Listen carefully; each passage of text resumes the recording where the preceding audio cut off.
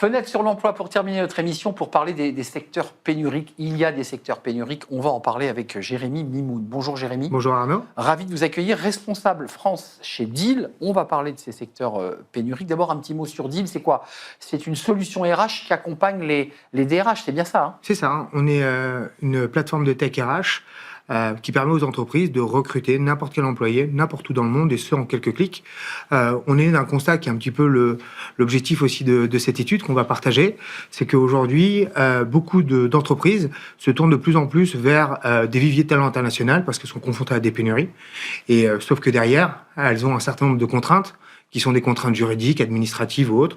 Et nous, ce qu'on fait chez Deal, c'est qu'on efface toutes ces contraintes au travers de notre plateforme en fournissant la meilleure expérience possible pour nos candidats. Donc, vous simplifiez la vie des DRH quand ils vont chercher un ingénieur ou un data scientist en Inde parce qu'ils ne le trouvent plus en France. C'est bien ça Exactement. Nous, ce qu'on va faire, c'est qu'on va les accompagner notamment sur toute la phase, non pas sur la partie sourcing, mais vraiment sur la partie administrative. On a plus de 200 entités réparties dans 150 pays dans le monde et on accompagne nos clients pour être capable de recruter très facilement n'importe quel candidat à l'international. Un mot quand même sur l'étude que vous avez portée chez Deal. 83% des décideurs RH anticipent des pénuries de compétences en 2025. Nous sommes dans l'année 2025. Ouais.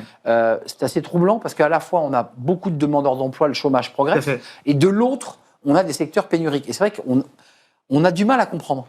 En fait, c'est pas tellement une question d'anticipation de pénurie, c'est que ça fait quand même quelques années, et c'est même à l'origine, on va dire, de la création de Deal. On existe depuis aujourd'hui presque 6 ans. Ouais, c'est ça.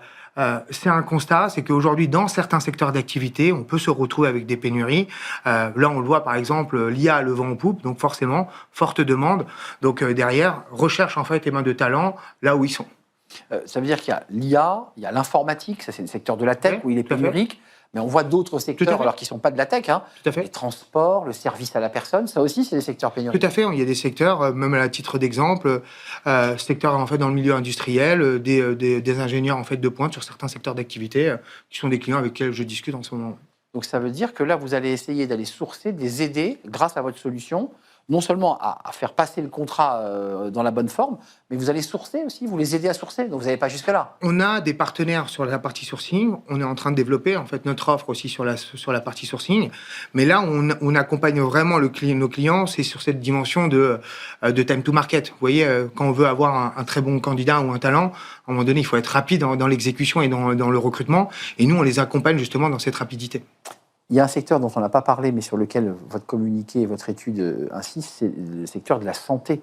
Là, on voit aussi un secteur totalement pénurique. Est-ce que là, vous avez une capacité d'intervention? Est-ce que vous aidez vos DRH de grands hôpitaux, de grandes structures de santé à aller chercher et là aussi, on peut aller chercher à l'étranger. On sait qu'il y a des médecins qui... Tout à fait. Après, à ma connaissance, j'ai pas de statistiques à vous fournir sur cette partie-là, mais en effet, c'est des secteurs en fait qu'on couvre.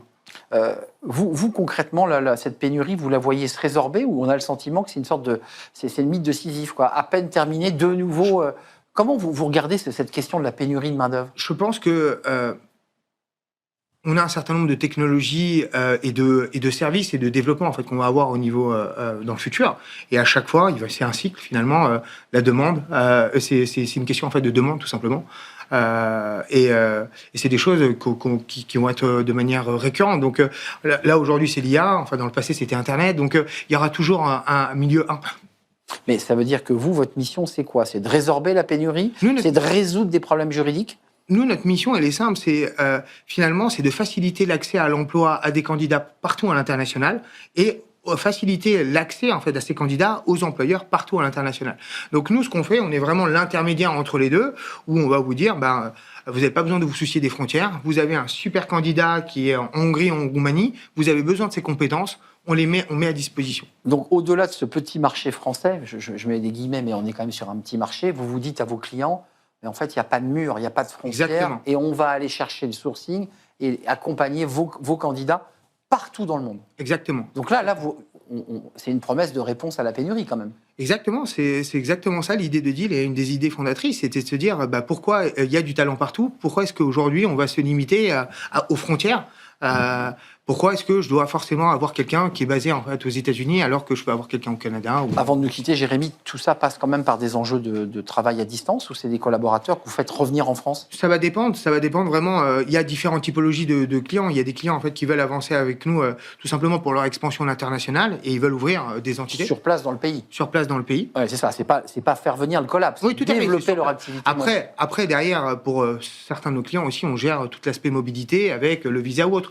Mais on va dire, nous, on amène une plateforme qui est souple, qui va s'adapter finalement aux candidats et permet d'avancer dans ce sens. Et qui va donc simplifier la vie des Exactement, DRH. exactement. Ou des décideurs qui veulent s'implanter. Ou des décideurs, ou même des opérationnels. Je peux même vous donner, moi, un exemple à titre perso, si j'ai le temps. Très rapidement. Rapidement, dans le passé, j'ai travaillé dans une société, j'avais besoin de recruter en local en Espagne, en Italie et en Allemagne. On m'a dit que c'était trop compliqué. Et pour autant, si j'avais connu Deal, j'aurais pu simplifier. Deal est né il y a 6 ans. Merci Jérémy Mimoun, responsable France Deal avec cet outil incroyable. Merci à vous, merci à toute l'équipe, merci à Nicolas Juchat, merci à Henrel et merci à Paul pour le son et Angel pour la réalisation. Merci à toute l'équipe, merci à l'équipe de programmation. Je vous dis à très très bientôt pour de nouvelles aventures de Smart Job. Bye bye.